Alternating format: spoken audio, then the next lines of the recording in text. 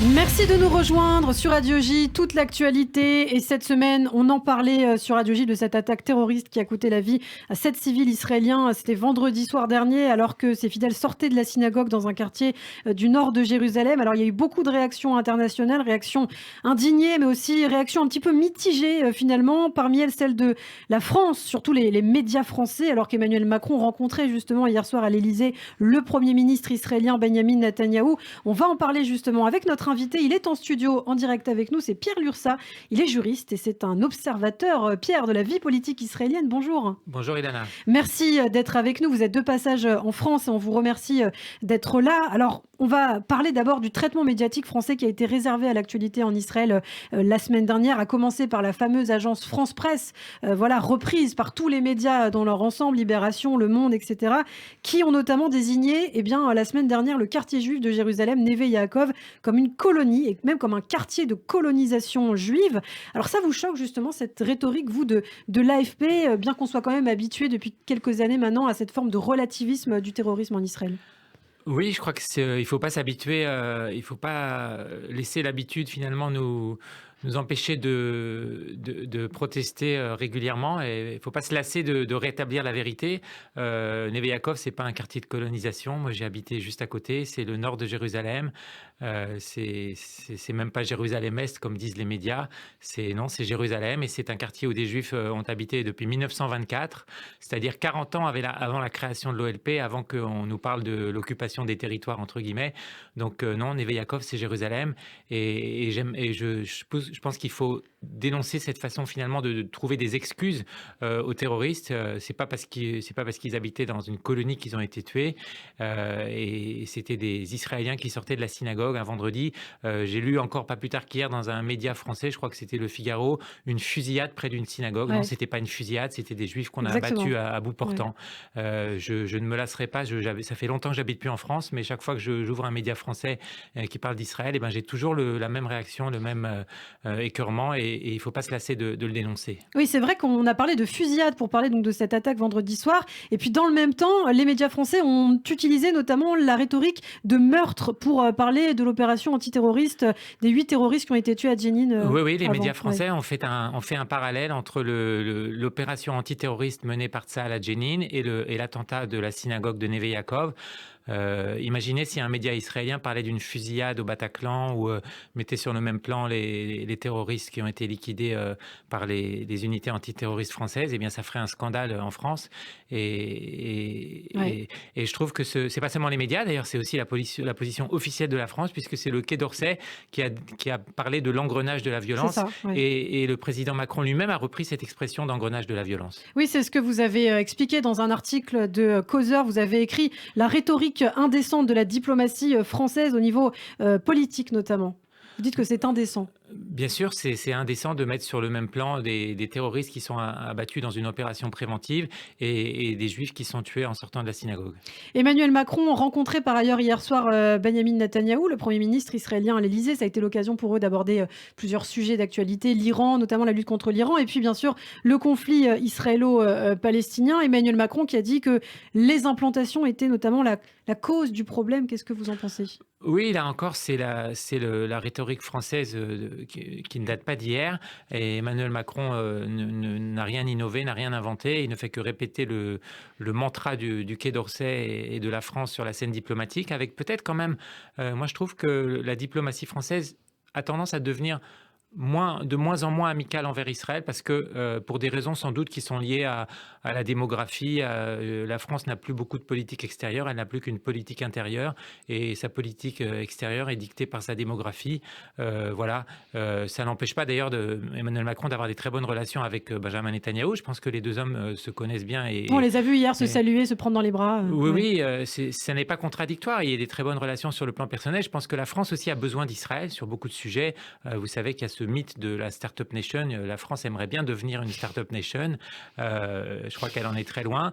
Et je crois que la France ne s'honore pas à avoir cette attitude ambiguë pour dénoncer le terrorisme arabe en Israël. Alors, est-ce que l'État d'Israël n'a pas aussi peut-être un rôle à jouer? Pourquoi l'État d'Israël ne met pas plus de moyens, investit peut-être plus d'efforts pour se défendre sur le plan médiatique, puisque la guerre aussi se joue sur ce terrain-là, sur celui des réseaux sociaux, et on voit qu'en face, ils sont quand même très agressifs, très actifs. Oui, c'est vrai, mais il ne faut pas oublier que quelque part Israël mène un combat qui est peut-être perdu d'avance, parce que on a beau expliquer, après tout, les Français dans leur ensemble et les journalistes français en particulier savent très bien que des Juifs qui sont tués à la sortie d'une synagogue, c'est un attentat, ça n'est pas une fusillade, ils le savent parfaitement bien, c'est pas la peine de leur expliquer. Ouais.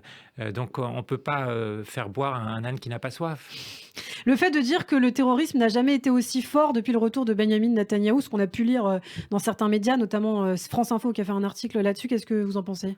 Non, malheureusement, le terrorisme se portait très bien aussi sous le gouvernement Lapid-Bennett. De ce point de vue-là, je crois qu'il n'y a aucun changement.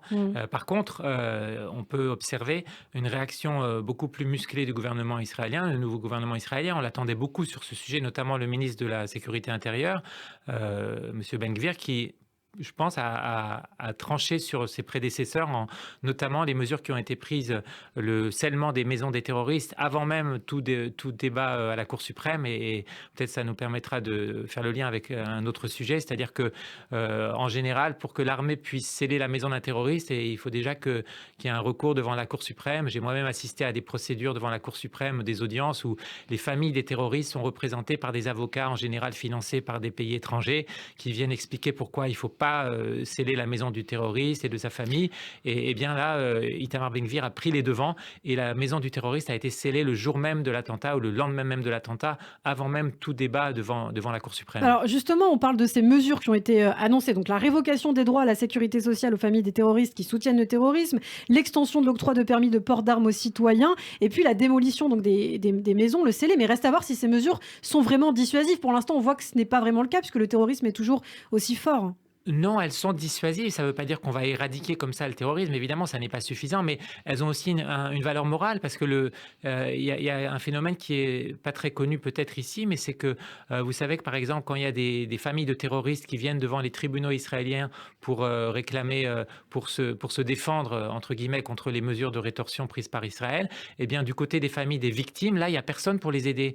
Et les victimes sont très souvent oubliées en Israël même. On pense jamais aux victimes. C'est du point de vue des victimes, c'est très important de savoir que les terroristes ne peuvent pas bénéficier d'allocations familiales où on a entendu aussi cette semaine que le ministre de la Sécurité intérieure va supprimer la boulangerie qui fournissait des pitotes fraîches tous les matins aux terroristes dans les prisons d'Israël. C'est des choses qui peuvent paraître bénignes ou symboliques, mais je crois que pour les victimes, c'est tout à fait insupportable d'imaginer qu'ils ont perdu leurs proches et les assassins, eux, ils sont en train de faire des études en mangeant des pitotes fraîches tous les matins dans une prison. Ouais, donc ça reste quand même assez dissuasif. Alors, autre sujet d'actualité, c'est la réforme judiciaire en Israël qui fait couler beaucoup d'encre, et on le voit sur cette une d'actualité juive, encore qu'il y a pour cette semaine, réforme judiciaire, le débat qui divise les Israéliens. Vous avez tenté, vous, ces derniers jours, de répondre via des articles aux personnes qui s'inquiètent justement de cette réforme. Qu'est-ce que vous répondez justement à ceux qui dénoncent ce qui s'apparente à une menace pour la démocratie? Non, c'est bien sûr pas une menace pour la démocratie, c'est au contraire le but de cette réforme, le but essentiel, je dirais, c'est de rétablir un équilibre des pouvoirs qui a été petit à petit bafoué, parce que en Israël, on a finalement aujourd'hui un espèce de gouvernement des juges. On a 11 juges à la Cour suprême qui sont habilités à dire que n'importe quelle décision prise par l'administration, par l'armée, par le gouvernement n'est pas valable, et qui se sont donné le pouvoir, qui se sont arrogés le pouvoir tout à fait exorbitant d'annuler une loi de la Knesset, y compris une loi fondamentale, alors que la loi ne leur donne pas ce pouvoir. Donc l'objet de cette réforme, finalement, c'est d'essayer de rétablir un petit peu d'ordre et d'équilibre entre les différents pouvoirs en Israël. Mais plus profondément, et c'est peut-être une des raisons qui explique la crainte, effectivement, il y a beaucoup de crainte sur ce sujet et beaucoup de désinformation, mais il y a une crainte authentique, une espèce de peur authentique en Israël, dans le public, qui vient sans doute du fait que, quelque part, cette réforme, elle touche aussi finalement à l'identité d'Israël. Et le sujet profond, d'ailleurs vous l'avez évoqué dans le journal avant notre entretien, c'est finalement Israël en tant qu'État juif et démocratique. Eh bien depuis 3 décennies, on a mis surtout l'accent sur Israël État démocratique et on a oublié un petit peu ce que c'était que Israël État juif. Et c'est un petit peu un retour de balancier aujourd'hui. On va aussi rétablir le caractère juif de l'État et c'est peut-être ça qui fait peur à une partie des citoyens d'Israël qui n'ont pas envie de vivre dans un État qui soit un petit peu plus juif, alors que ça n'a rien de contradictoire avec le caractère démocratique. Il n'y a pas de contradiction entre les deux. Mais peut-être c'est aussi une des erreurs de la rhétorique à laquelle nous ont habitués les tenants de la révolution constitutionnelle du juge Aaron Barak, l'ancien président de la Cour suprême, c'est qu'ils nous ont fait croire quelque part que on ne pouvait pas être à la fois un État juif et un État démocratique. Et tout l'enjeu de cette réforme, justement, c'est de rester un État démocratique et de devenir un État un petit peu plus juif. Eh bien, merci beaucoup en tout cas, Pierre Lursa, pour ces précisions, pour cette analyse. Je le rappelle, vous êtes juriste. On peut vous retrouver également sur vos réseaux sociaux puisque vous êtes très actif, vous réagissez très souvent à ce qui se passe en Israël, à l'actualité. Et on vous retrouve avec grand plaisir très bientôt dans les beaux studios de Radio J. À Merci, bientôt. Nana.